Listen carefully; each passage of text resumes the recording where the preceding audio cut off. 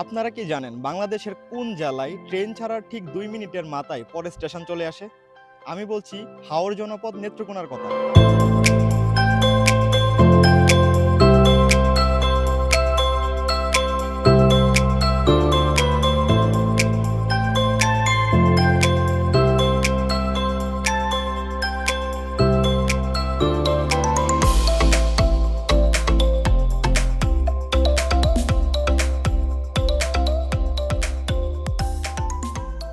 নেত্রকোনা জেলা শহরের ভিতরে রয়েছে এই দুইটি চমৎকার স্টেশন। একটি নেত্রকোনা মেইন স্টেশন আর 1 থেকে 1.5 কিলোমিটারের ভিতরেই নেত্রকোনা কোর্ট স্টেশন।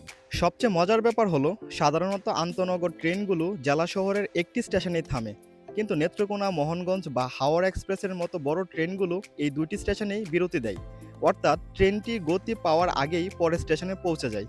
বাংলাদেশের রেলওয়ে ইতিহাসে শহরের ভিতরে এত কাছাকাছি দুইটি স্টেশন বড় ট্রেনের বিরতি দেওয়ার এমন উদাহরণ সত্যিই বিরল।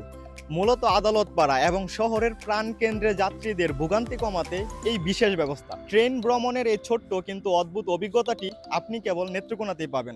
এক স্টেশন থেকে অন্য স্টেশন এই 2 মিনিটের যাত্রা যেন নেত্রকোনার এক অন্যরকম ঐতিহ্য।